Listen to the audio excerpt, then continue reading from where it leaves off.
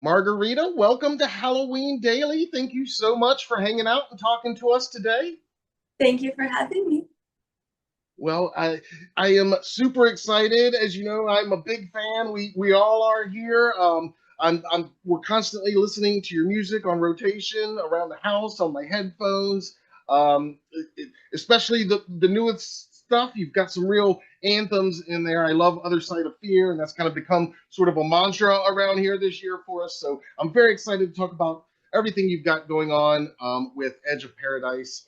But before we get into all of that, the music and your career and everything, if it's all right, as you know, every day is Halloween for us. So regardless of what the calendar says, we've always got Halloween on the brain, and so we always try, if we can, to get a little bit of your origin story through actually the lens of Halloween. And I know you weren't born in the States, of course, so I'm very curious. What, when is kind of your earliest memories of being exposed or just having knowledge of Halloween and this holiday and do you celebrate? Yeah, I really like Halloween. So I grew up in Moscow and I didn't we at the time, now everybody celebrates Halloween, I think almost everybody around the world. Yeah. But at the time, you know, we didn't because I grew up in the 90s, so we didn't really have that. We did have days where it was like something about masquerades where people dressed up and wore masks. Okay. And I always loved going to theater and the shows and all that sort of thing. So I really did love that aspect of, dressing up and being different characters and having fun in that way. But my first Halloween was when we moved to Houston, Texas, and we moved in late July. And Halloween was pretty much around the corner, and I went to school, and then that was my first time. Everybody at school, the teachers were like, "Well, now you can wear your costumes to the school." So to us, it was kind of weird. So I don't even remember who I was the first year, but I remember the next year with my friends. It was the first time I went trick-or-treating. We dressed up as garage sale. So whatever we had in the closets, like random belts and Mhm. hats. I think I wore like 10 hats. So we were just walking around, us three friends at garage sale, and we got a lot of candy. So, you know, from then on, every year I dressed up and I really have fun with it. So it didn't take long for you to get into it and say, yeah, this is cool. And I was curious about that. If growing up, there was something close to it, and as you described, so that is interesting that there was some, like you said, masquerade events and stuff like that, a little bit. But now, like you said, I think Halloween is pretty much in almost every corner of the planet. It seems like. Yeah, definitely. I remember we went to Hawaii and that was huge there. And then, of course, I went to college in New York, and New York, Oh yeah. they're all about Halloween. You can't Oh even yeah. squeeze by any streets because there's so many parades and crowds of people. So it's a very big thing for sure. And so, how about now? Like today, or it seems like you're probably into it today. Yeah, well, actually, the last few Halloweens we were on tour. So, Okay. not this past year, I think it was 2023. We Hmm. actually, on Halloween, we were on tour with Dragon Force and we played in South Carolina. Yeah, no, we played in North Carolina, Okay. right on Halloween. And I Awesome. wore these like orange spider wings. That was fun. I love it. But yeah, so it's always fun. We try to dress up. Well, I try to. The guys in the band, they always wear black most of the time. But Halloween every day. Yes, Halloween every day, and yes, you certainly live that lifestyle anyway, as we do, and that's something I'm excited to talk about. And but that's funny. The guys still just kind of default to their standard, and but they gotta be comfortable on stage, I guess too. With with Halloween, before we leave that, you mentioned that early costume and a more recent one, we always try to ask everybody if we have a chance your favorite all-time Halloween costume that you've worn and your favorite all-time Halloween candy or treat. Uh, All-time favorite.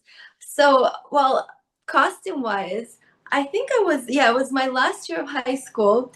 I went to this thrift shop. Houston has this street where there's a lot of different thrift shops, and I found it has to be from like 50s or 60s. It was like all leather, um, kind of like this high shine snake suit dress, Oh yeah. and the way it was designed, like it had this really cool collar that kind of wrapped around you like a snake, and it had this really cool shine to it.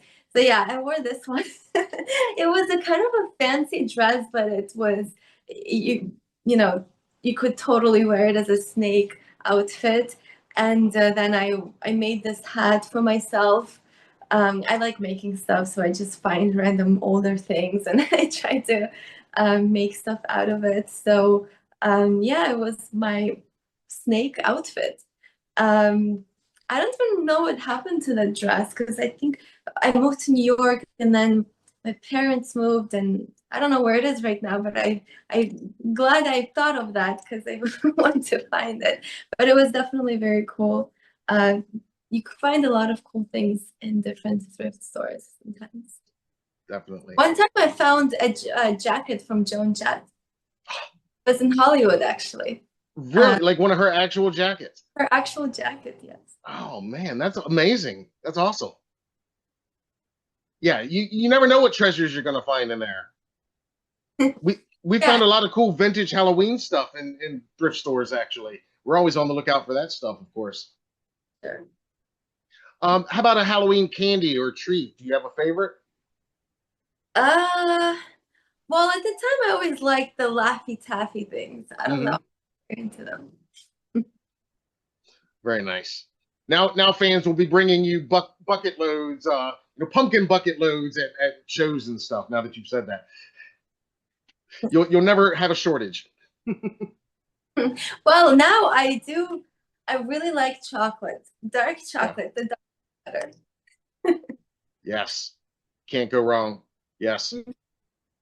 Very cool. Um, so moving into your more of your origin story here. Tell us about when you began performing. I know you've been performing since a very young age, and you've worked in a lot of different artistic mediums. When did this all kind of begin for you? Well, I think I was around 4 is when when we moved, my mom, she worked at an arts academy and she always took me to work with her. So when she would give her lessons, I would take my own lessons. So I was in ballet, I was in like theater, and I took some singing lessons. So that kind of started, um, I discovered my love for Hmm. that. Yeah, very, very young. And, we started, the school put on a lot of productions. So I was in some of those plays. And then, you know, growing up, I think I was about 6. My mom gave me to piano lessons. So I started really with piano, my music journey. I was never really a singer. I was a pianist my whole life. So I started getting very serious into that. And then I was also equally serious with ballet, actually. Hmm. So, and then at some point, because in Russia, when you're a kid, they're like, okay, you chose this, you gotta, give your all to that. And then I kind of chose music and ballet. So I was getting to the point where the teachers were making me choose, and I didn't want to. And then we ended up moving to the States anyway. So um, my whole life kind of changed. It was a really big cultural change. Um, Everything, language, school, lifestyle, everything was very different. So I just went to school, and then I kept playing piano. We found like a music teacher in Houston. But I really missed kind of performing, and I missed a lot of the aspect being immersed in the arts. So then after middle school, I ended up going to theater arts high school. And then I just really wanted to go to New York because I thought that, New York was something that I was used to, because New York and Moscow, there's a lot of similarities in the lifestyle and just like culture. So I really wanted to go there. And I ended up going there, and I really liked it. But then something made me want to move to LA. So, but anyway, that's kind of how it all started. And I just knew from a very early age that I wanted to be something in performance, whether it's music or theater or dance. Um, but music always kind of pulled me, back. And yeah, I think with the band now, I found a way to incorporate everything I like to do, like with, the music, the theater aspect, with the music videos. I try to bring it all together. But my dad is a scientist, so I really like that as well. So I think Right. music, a lot of the themes kind of come from science and that. Oh, absolutely. And that's fascinating. I didn't know that about your dad. That's very, very interesting. And that makes total sense now that you say that. And that's also fascinating. Like you said, you're now fusing all of these interests that you had, way back then at such a young age, and you finally, kind of found a way to, like you said, bring it all together. How old were you, did you say, when you moved here to the States, to Houston? I was 11. Okay. Actually, my first day of school was 9/11. Oh, Imagine, wow. Oh yeah. man, what an introduction to America. I mean, my God. Oh man. That must have been insane. I mean, not just your first day here, but that day of all days. Wow. Yeah, it was all the teachers were kind of running around. They tried to explain to the kids. I mean, I was 11. I mean, I knew what was going on, and they had it on TVs. So it was very obviously it was kind of a shock to everybody. Yeah. Yeah. Wow. Um yeah, like I said, what an unbelievable first day of school. Yeah. Um First experience. So you were 11, and you were always into all of these different areas. When was it that you really kind of found your voice, I guess we'll say, and started to hone in a little bit more on that? Was it when you felt LA calling, or was it before that you were doing a little bit more of that, or was it just No, always all of it? it was complete chance because Okay. LA, I never thought I would start a band. I moved here to do something with acting, with Hmm. theater, and then I was in this dance group, and they started singing, and then they got a producer that was, producing their songs, and I started singing. It was very simple stuff. It was like Hmm. pop something. But anyway, after that, the producer was like, well, I want to make a song with you, because he knew I played piano, so he wanted me to do a song on the piano. So we ended up doing something, and the song kind of turned to be more of a rock vibe. So he was like, well, we need to get a guitar solo in here. So he was trying to find a guitar player. And then his studio was in this little town here called Thousand Oaks, and we needed some cable for the studio. So there was a music store downstairs, and well, kind of in the neighborhood. So we went there, and Dave was doing a guitar clinic, and he was playing "Welcome to the Jungle." And there's like a bunch of kids all around. So he was like, wow, he's a great guitar player. So afterwards, we ended up staying for the whole thing, and he came up to Dave and was like, well, I'm doing the song. Would you like to do a guitar solo on it? And Dave at the time thought the producer was my dad. I don't know. It was funny just the way it all happened. So he ended up playing the solo, but that's how Dave and I met. And Dave he had a previous band called Blade with Robin McCauley and Greg Bissonette. And Robin and Greg went on tour with their own bands or the projects they were in at the time. I think with Robin, he was on tour with Survivor. So anyway, I think what happened was Dave was thinking that we could get together and do a band together. And to me, I've never been in a band before, but where we aligned was I wanted to create something of my own and dedicate all my time and energy and effort. And he was coming from the same kind of mindset. So that's where we aligned.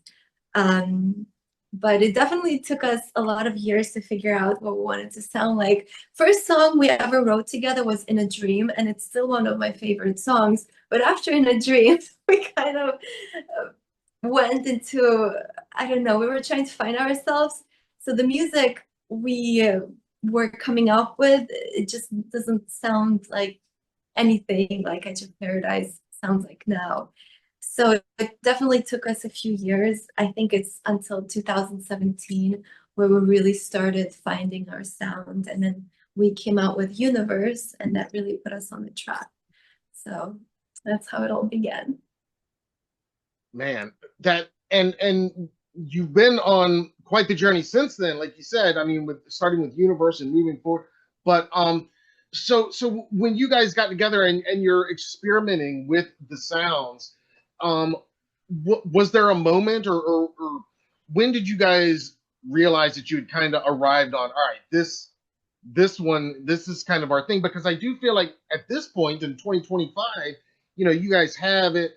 You have your aesthetic, you have your, and not just musically, but it's kind of this almost a mythology in a way, like, I mean, um, and you said that it was a challenge to kind of find that for a little while. Can you talk about like when you both realized that you were arriving there? Yeah. So we have this album called Immortal Waltz, and that was so the very first album, Mask, was maybe it just gave me a chance to learn how to sing in a way because I never really, the closest thing I've done was musical theater, Mhm. and it's very different. So this album, Mask, Dave had a lot of music with Tony and Greg that he recorded before, and Robin already had a lot of lyrics, and he actually already sang the songs. So I basically just re-sang them. So then I want to mention this because this album, Immortal Waltz, I think for me really gave me the inspiration, and that's when I solidified that that's what I want to do.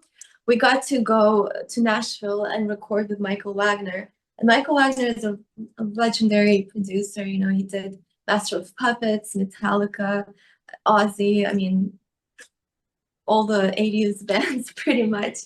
And his love for music and just his energy just really made me want to do it. Um, and he told us so many stories, and it was such a great experience. We spent like 2 weeks in Nashville. We stayed at his house. He has his house, then his studio, then the guest house for the bands to stay in. So that was a really amazing experience. But anyway, after that, we toured, we did the thing where we booked our own tours. It was so hard. Like, we really paid our dues because we started from like -0, It was a long way for us to climb. But then we made this EP called Perfect Shade of Black, and I started playing around with the electronic elements, and I started to really be comfortable with the keyboard because, my background with piano, I started writing songs on the piano, and incorporating a lot of these electro elements. And I think we started finding the sound. And until 2017, we started writing Universe, which ended up releasing in 2019. That's where it really put us on this track. I started thinking of these themes.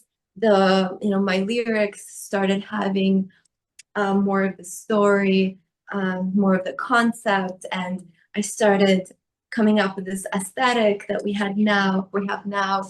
So even like the graphic novel that I made, it starts with Universe. It's based on our album Hologram, but it really starts with Universe and the unknown. So a lot of those themes kind of make it into the novel. And since then, all the albums have been building. So if people have been following us and listening to these albums, there's definitely a storyline, a concept behind all of it, starting from Universe. And this behind me is The Unknown, which we released we wrote it during 2020 when everything was on shutdown. But yeah, that album I think really solidified our sound. Universe, with that, we kind of discovered it, and Unknown really solidified. And Hologram, we just kept building on it. And now with Prophecy, it just kind of keeps growing, I guess. And I love, like you said, how it is all kind of coming together, and it's concept albums and the themes and the videos, and it all goes together like you're talking about with the lyrics. Musically, was metal the general path the whole time, or was it a possibility that you guys might go somewhere completely different? Well, or was that always? I mean, Dave, he comes from a really metal background. Yeah. And I mean, of course, now we have other band members that have a lot of contribution, especially with Prophecy. We have Doug, who is our guitarist. He is on an 8th string. Then Jamie, our drummer, he's a really solid drummer, but he not only brings this metal element, he really is like a machine. He brings a lot of interesting grooves, and it really allows us to, like, that's why I never really want to say that we are a metal band, because different songs touch upon different elements from different genres. Our bass player. So like all together, we're definitely a heavy band. But there's songs that are more melodic. There's songs that are more cinematic, like more keyboard heavy. Some songs are just on the piano, like especially on the last album, like Hear Me. It's the first time that I just made a piano song. Some songs are super heavy, like Death Note, definitely a metal song.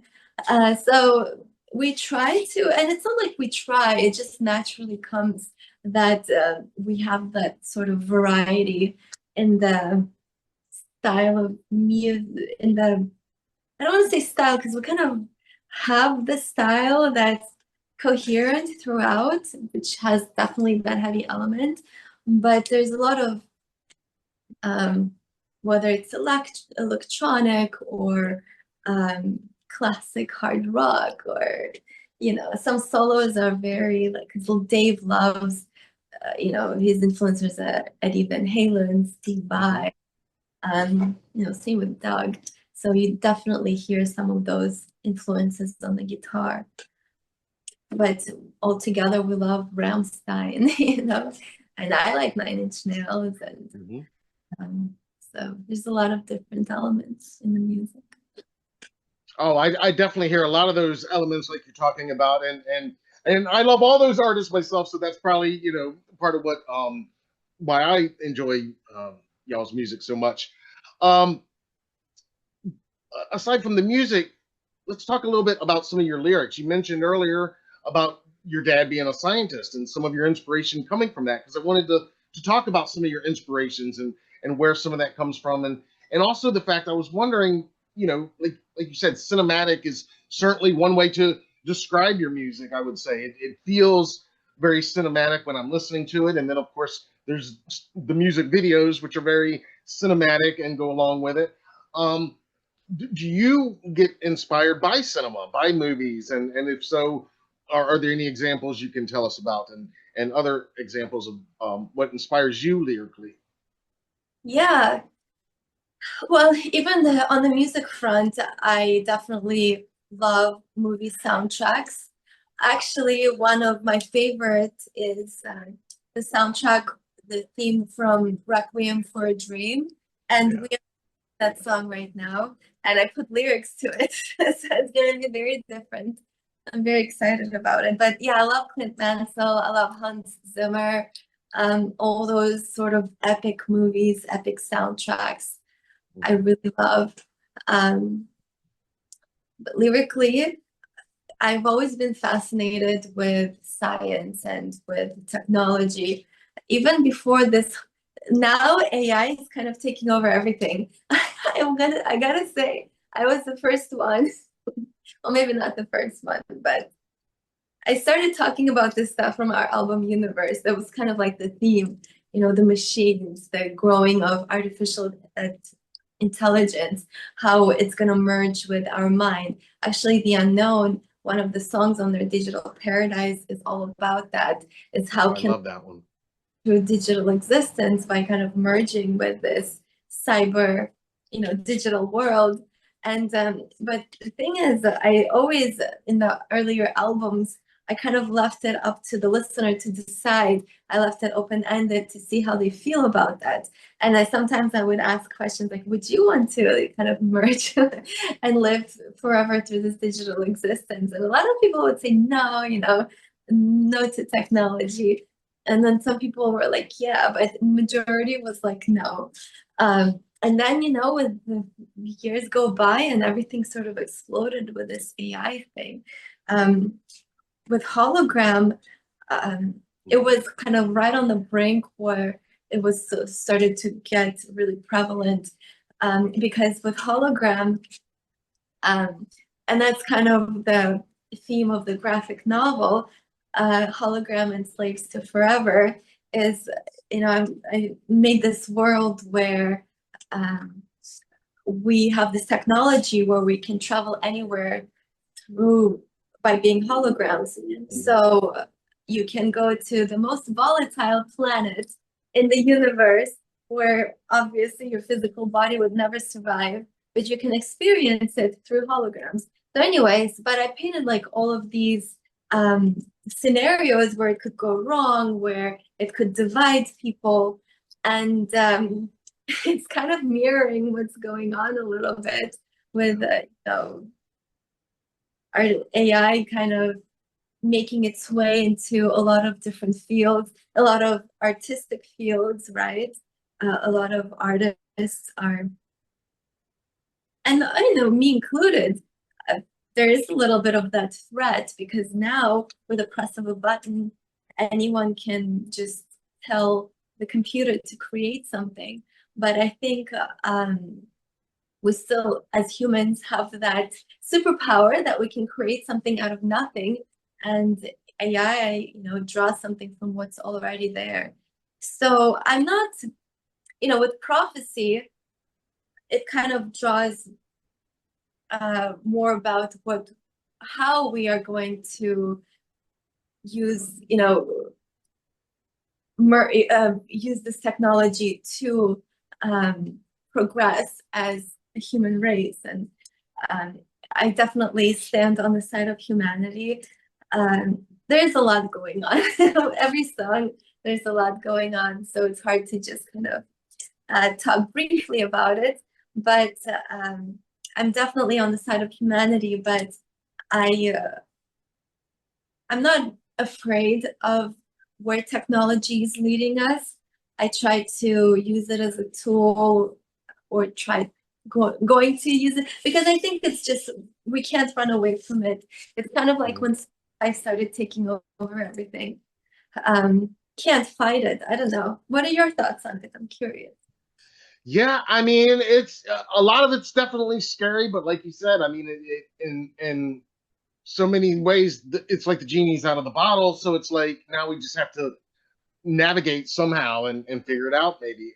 Um, and you spoke so great on it just now, and I was going to ask you about that, about you know how you've talked about AI. I was going to comment on that. You've been talking about it, for a while now. It's everywhere, like you said, and everybody's talking about it. But you've been talking about it for years, like you just mentioned, and maybe this has changed over the years because you just kind of talked about it. But I was going to ask if you saw what these lyrics as warning of what could happen, or is more, are you preparing for what is currently happening, and maybe that's changed over the years, like you were just talking about. Yeah, I think the biggest danger with it is if it kills um our spirit to want to create, to want to Okay. progress. Because AI is gonna, in a way, already freeing up a lot of our time. Even there's so much tools out there that you can use to help you do something faster that normally would, like, even for example, podcasts, right? A lot of people would transcribe it themselves, and now there's so many programs where AI just kind of transcribes Yeah. it for you. So something like that is very useful for us because we can shift our energy to create something or to do something that fulfills us instead of doing tasks that just take time. And time is more valuable than anything. So I think in that way, it's a very cool thing. But the danger is to feel that threat and give into that threat that the machine is gonna take over something that brings me fulfillment, that brings me joy, that makes me grow as a Mhm. human, an artist, as a whatever, whatever you want to be. So I think recognizing that and not falling into that is the most important thing we can do and what I can do because I can look at it and feel discouraged. Like just the other day, I saw, oh, this new AI band gained 300,000 monthly Oh, listeners so a month, and here we are, spending every last dollar and every last drop of energy, blood, sweat, and tears, doing this and touring and all of that. So but at the end of the day, I think nothing can replace the human connection that we have on tour at the live show, sharing the mhm. music that we made from our heart and soul and connecting it, connecting with the others because music is like a universal language and nothing can replace that. So I think it's just all a matter of where we're going to put our focus. And but AI is great, like with technology and with science. I think it's going to solve a lot of problems with our biology, right? Mhm. Maybe it can help us live longer. There's already a lot of developments in that where there's real talk about life extension, not just a few years, but another 100 years. So think about that. And if we focus on the right thing, it can allow us to experience so much more with life. We can have more than one passion now because this takes so much time so we can explore more and learn more and I think it's going to open more possibilities for us as humans.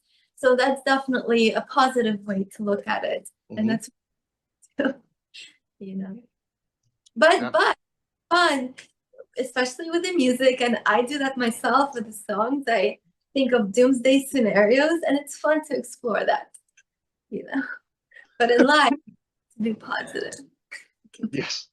Yes. Well, and again, I mean, I get all of that from your lyrics, and yeah, I mean, those are the questions that I think we've got to be asking and looking at right now, and yeah, there are definitely doomsday scenarios, but I love that so many of your songs and your lyrics are, I do think ultimately, as you said, have that positivity and that kind of motivation to them. I mean, even if they're talking about scary things and potentially dark times, you're definitely infusing them with hope, and so I wanted to ask how important that is for you, and you've already described some of it, but to have that.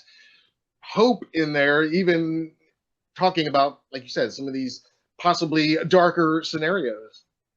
Yeah, well, to me, it was always very important to make people feel good with my art. I want Yeah. to feel good myself. And I think it started when I was very little, like when my mom used to take me to all these theater productions and concerts. Like in Russia, I remember everything was, the way that the productions were, they were so lavish, but all the theater productions I saw, it was a very like dramatic play or whatever it was. It really took you through all range of emotions, but overall, I remember feeling very good, Mm-hmm. smiling a lot, being very positive. So no matter like all the twists and turns, um, there was always that feeling good and hopeful and light feeling associated. So I think that was just ingrained in my brain, or maybe it's just the way I am. I don't know. I think we are products of nature and nurture, Mm-hmm. right? So, but that positivity with the art form, whatever it may have been, was definitely nurtured within me. And I like to include that in the art that I make myself. Not to say that in my music or whatever music videos, there's a lot of dark, there's a lot of edginess, there's a lot of going through the emotions. But yeah, the end result is definitely, or that overall feeling is definitely hope and strength and empowerment. I really want to make people feel like limitless and super powerful because that's what I really believe. I believe our minds are so powerful and that it's not even have been unlocked. Just the potential, the human potential. So I really want to um, fuel people with that energy with my music. Um, so yeah. Yeah. Well, like I said, I mean, I think you guys have turned out like some anthems, you know what I mean? Like some just epic anthems, and it's got to be fun to have that energy coming back to you as you were talking about earlier, because the live thing is something that can't be recreated through AI, and that connection and to have that and those emotions that you're talking about, especially if it's in dark times or whatever, because then maybe everybody's feeling it just that much more, maybe. Yeah. Um, so you mentioned the graphic novels. Can you tell us a little bit more about that and your artwork? I see some of your artwork that you've done inspired by other songs, and like you mentioned the graphic novels. Is there going to be more of that, and how you're bringing it all together, like you said, and I love that, and it's this whole immersive experience. You've got the videos, you've got the music, and you've got the now the actual artwork as well. Can you tell us a little bit more about that? Yeah, I'll actually show you it. Sure. So it started with this actually. So when we released Universe, we wanted to do something special because we really felt like that was going to be the album to define our sound. Hmm. I wanted to create something unique for the special edition, um, maybe the first 50, and I made special edition box sets. So I painted, I got these wooden boxes and I painted the top of it. So each song had its own theme. And I made like a little artwork that goes on top of the box. And people loved it. So I was like, well, maybe I should just keep doing that. So I just started painting a lot, and all the paintings were inspired by the songs. And with the unknown, um, I started making like really, much larger paintings, and it just kept kind of growing. And I ended up putting up, so this is the lyric and art book for the unknown. So it has of these paintings that I actually, like one of the music videos, I painted one of the art pieces on camera for our music video, Believe. So yeah, this was the main one for the unknown, kind of inspired by the music video. This was tidal wave, I don't know. So it's just, yeah, so a lot of these, this was one of my favorites. You touch, you die. There you go. This is the AI robot that's coming to life. Take over humanity. Anyway, this started, so the paintings kind of gave me the idea to put out the books that can only make one painting. And people started showing interest more and more. So this was really fun to put together. And then this is the graphic novel. So obviously took it a step further. Yeah. So with Hologram, basically, you know, it has the art piece, and then the story, I made a lot more artwork. So in the background, there's the art, then you have like kind of like the main piece, and of course the story kind of takes you through the music. And this is kind of an interactive book because, as you can see, as you read it, there's a QR code. So when people scan the QR code, it either takes them to the music video that's associated, you know, thematically, or the song, or like a secret page on our website where our language kind of, we have our language where we have a symbol for a letter, so we can write different things with our symbols, and then if people have the cipher, they can, you know, see what it means. Oh, and that's awesome. Like different merch items, and the cipher is, so this is the vinyl. So like, for example, right here, it says prophecy in our language. But yeah. That is awesome. It's fun, you know, I like to do these things. Yeah, and you developed all of that pretty much yourself? Yeah. That's amazing. Do you think you'll do another graphic novel? Yeah, I'm working on the next one, definitely, because the story continues. Yes. I'm very excited to work on this new album, Prophecy, at the time, because Hologram kind of left you on a cliffhanger. So it gave me a lot of ideas for songs because I had this story has to continue. So now I have to, you know, put it in the book.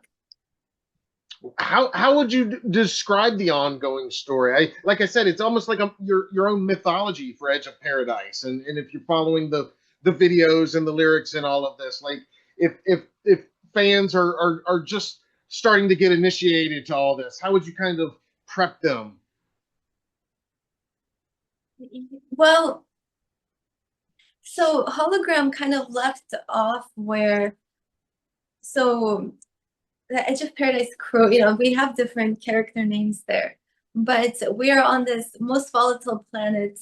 And actually, I drew inspiration from an actual planet. It's nicknamed Reign of Terror, which I say in the song Hologram. You know, it's the reign of.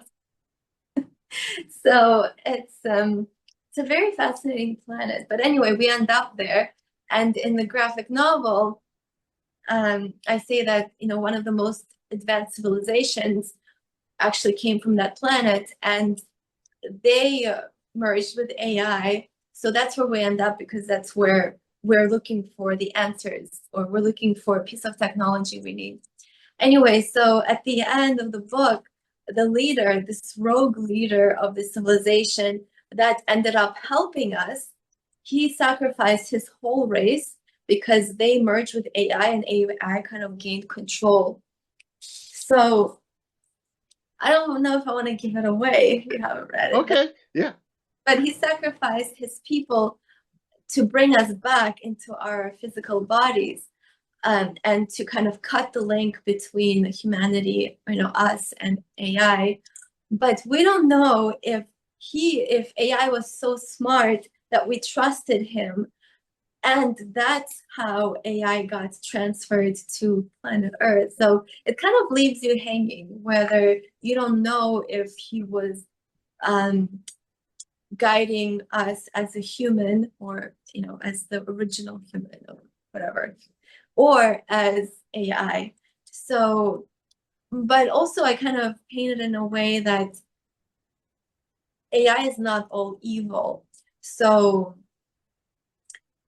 there's a lot of battle within our minds also, like who is really evil? Is it the part of humanity that's evil? Is it part of AI that's drawing upon that, that's becoming evil? So there's a lot of questions that kind of rise that I want people to think about, because I sometimes wonder this myself.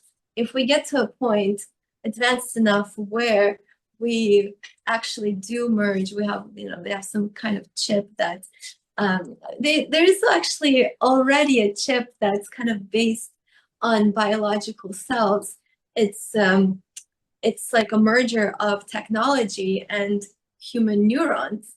It's very fascinating, but this is not even science fiction anymore. It's a very possible scenario. So if we do have that thing in our heads, that we have instant access to information, we have instant access to all the languages, we pretty much, become these geniuses with the power of AI. Mhm. But who is really going to be in control? Because human nature, we like to feel comfortable, we don't like to feel pain. So if AI figures out a way to kind of make us live in that state of, I don't want to say bliss, but that's just like an easy way. Okay, I don't want to feel pain, I'm going to feel pain, but take Mhm. control. Um, and then, it's gonna, like, who's really gonna be in control? The machine, or that's gonna be computing all of the things, or we, or us? So, don't know. I think about this stuff a lot. It's fun. Hey, eh, I think about it too, and as a fan of the Terminator and the Matrix, I hear you speaking loud and clear. Yeah, I think yeah, if people aren't thinking about these things, then yeah, they probably should be. I mean, uh, it's happening now with our phones, right? Sometimes yes, people can't put it down. That's already having control over you. that's so true. That's so true, and we're signing it over that control so often. I mean, we're all part of it. I've said for years that we're all already plugged into the matrix. We just don't even really realize it yet because it might not be physical that we know of anyway. but but yeah, I mean, I hear you on all that, and with the music videos, like we've talked about, they're so cinematic and they're telling these stories. And I know you've directed and you've worked with a lot of directors. You worked with our friend Scott Hansen before, one of our favorite directors, and they're all very cinematic. And can you talk just a little bit about that? About I imagine a lot of that comes from you, like your storytelling and just the lyrics, um, and how you collaborate with these other filmmakers and on the video medium, yet another artistic medium.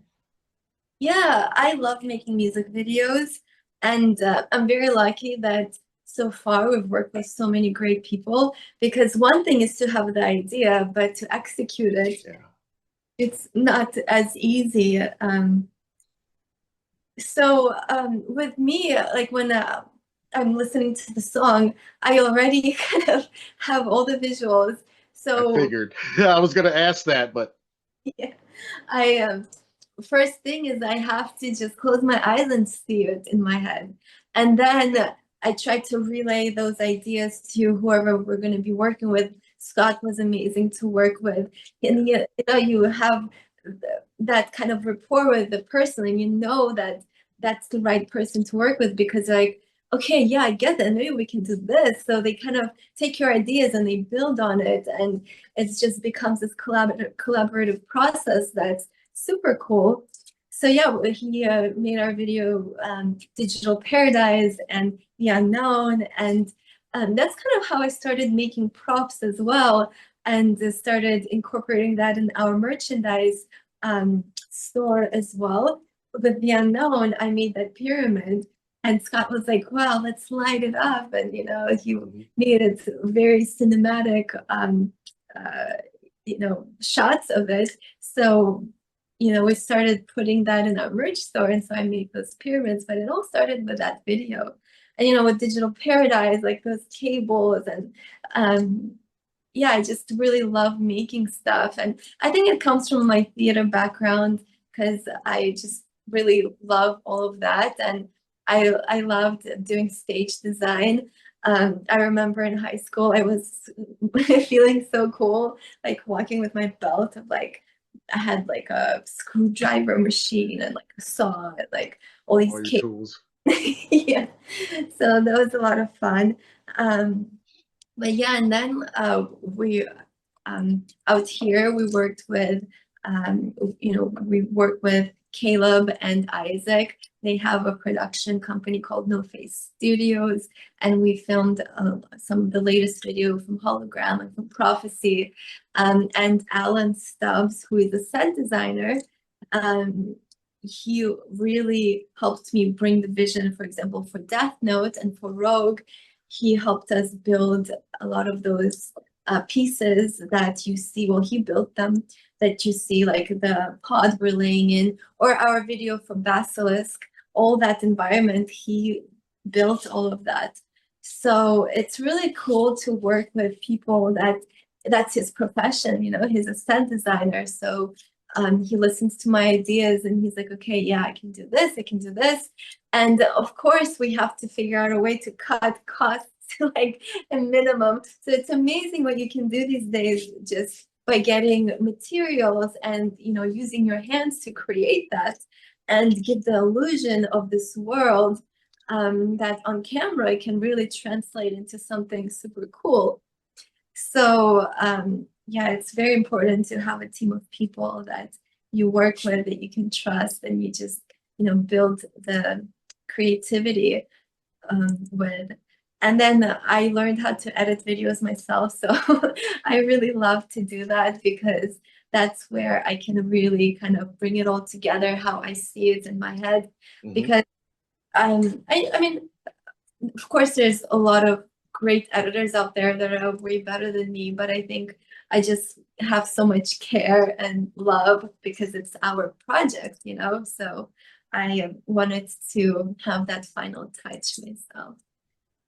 Well, and they always say that, like a film is made three times. It's made when it's written, when it's shot, and then when it's edited. And, so that makes sense. You're kind of making the final version of it right there. And it started, the first version started in your head. And I imagine I know the answer to this, but a big part of the aesthetic in these visuals is some of your outfits and costumes and just overall style in these videos. I imagine the same thing. A lot of that is coming just straight from you. Yeah, and it's very important. Like the last few videos, also we work with Julian, and he is a really great um, filmmaker in a way that he really is so good at kind of capturing the moment. Like we with Prophecy, Julian shot that one, and we went on location, and we were just chasing light because it's so when you're filming outside it's a little bit more stressful because you have no control of your environment. We went to Salton Sea, which it's like the only place in America in the US I think that the government doesn't have any control over. I don't know. It's something like that. So the land really belongs to the people. But anyways, anything goes. So we set up there and it's all white because it's all salt and you have the water behind us and but it's all about chasing the sun because if the sun is directly above you it doesn't look very good. And so we were there and we found some dunes. So we're like, okay, Jillian, we're gonna climb some dunes here. And it's just a lot of fun. And we just filmed another video, actually the other side of here. We just filmed that one with Julian. So yeah, I mean the outfits, the aesthetic, I definitely think of all of that. I start planning ahead, you know, all the outfits, how the band is gonna look, how I'm gonna look, all the changes, any characters that we have in the videos, like for Mind Assassin, Lexi, who played the Mind Assassin, the female Mind Assassin, you know, we choreographed a fight. It's a lot of fun to create these videos, and definitely a lot of thought and work that goes behind it. But it's very cool to look back on the final product and see what you created with other people. And you're flexing those acting muscles too.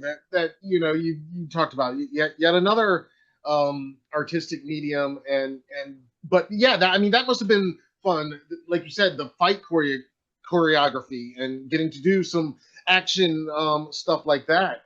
That must have been fun on that one. Yeah, we have I have a really good friend, Phil. He used to choreograph a lot of fight scenes from movies, and now he teaches a lot of these martial arts, and he helped us choreograph this scene. It's like, okay, what do you guys want to do? You want to use feet, hands? I was like, we're using both. So it's very fun.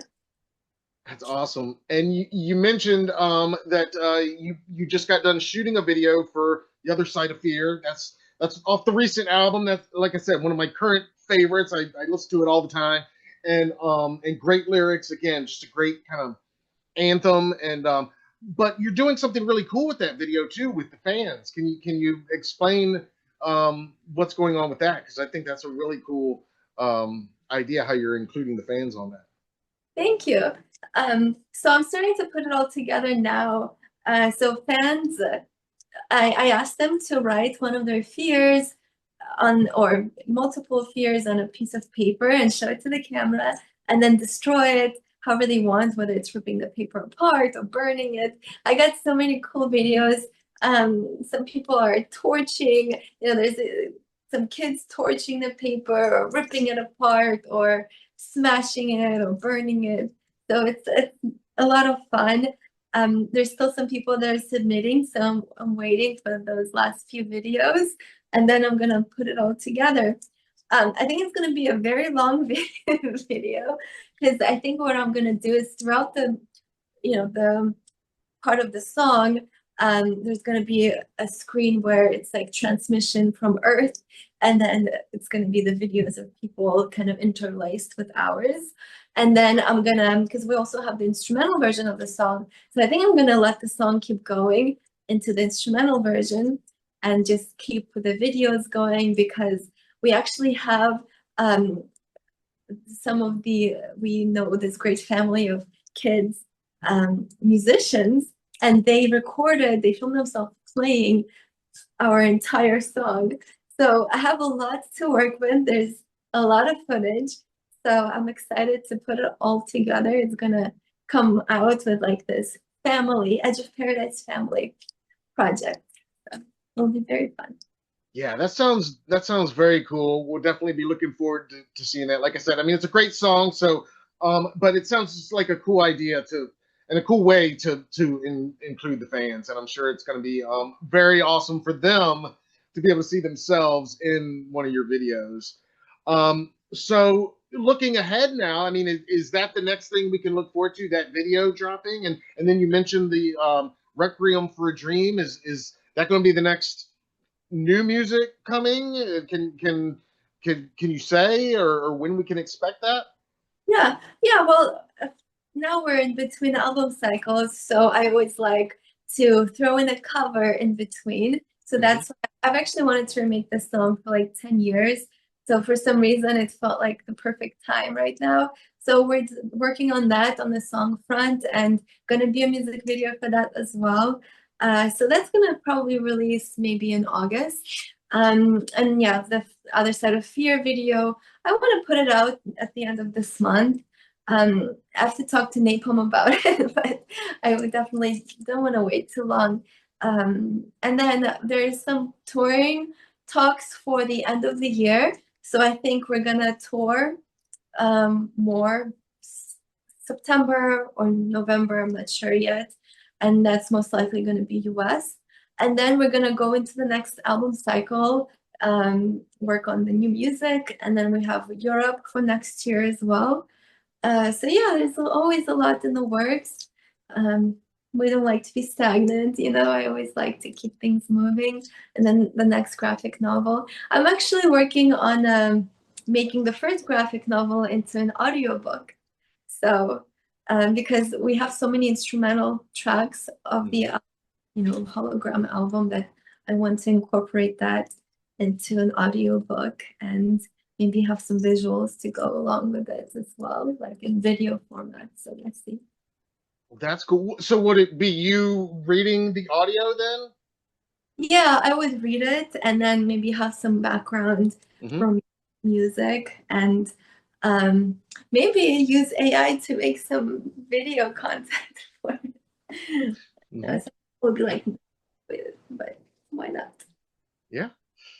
Yeah. Awesome. Awesome. So yeah, like you said, you don't like to say stagnant, but I don't think from my point of view, that's not a problem for you guys. I mean, it sounds like you're always working on something and always got the next project in the works. And if it's not on the music front, you've got all these other things connected to Edge of Paradise.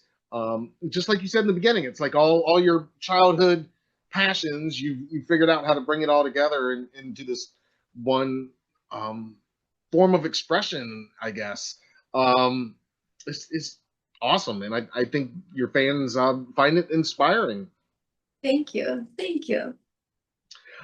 Before we let you go, is there any bands or artists that you're listening to right now that are inspiring you? Like, be it current artists or just anybody you're listening to that from a classic catalog that our audience might want to seek out if they haven't already. Yeah. There's so many great artists out there, so it's hard to name all of them. But I mean, recently I've been re-listening just to the soundtrack of Requiem. I know once I'm doing something, I kind of really immerse myself into that. So I've been listening to that a lot. And then um, one of another one of my favorite soundtracks is from the movie The Fountain and also from Interstellar. So I've been listening to soundtracks, but bands. I mean, Trent Reznor is doing some. I mean, Nine Inch Nails is always cool, but I heard that he's putting together a festival that he's getting all of these composers for the first time to play live. So that should be pretty interesting. Um, Yes, John Carpenter's going to be there. Danny Elfman, I think. Yeah. Oh, yeah. That's going to be amazing. And a first of its kind to have specifically, film composers performing their film work. Yeah, that's going to be a very unique, awesome festival. It sounds like. yeah, it's right up my alley. Very cool. And again, that makes total sense that you would find so much inspiration from these soundtracks and everything. And again, that because we hear that in the cinema flavor, I guess, of so much of the Edge of Paradise music. Um, well, this has been awesome. Just getting to know you and learning more about your story and just hanging out and talking Edge of Paradise. Like I said, we're big fans and Thank we just can't thank you enough for taking the time and hanging out with us today. Likewise. Thank you so much. I've been having a great time and I appreciate you supporting us and talking about us. So thank you. Oh, absolutely, yes, and the door's open. We'll have you back on sometime when the next new project drops and get the lowdown on all of that. I had a blast. I hope you enjoyed it, and I know our audience is gonna love it. And like I said, just learning more about your whole journey up to this point. And if they haven't checked out the latest album, I don't know what they're waiting for, but yeah, they'll everybody will be listening to it after this for sure. So this has been amazing. And like we said, every day is Halloween. So instead of saying goodbye, instead we just always wrap by wishing you just a very happy Halloween. Happy Halloween.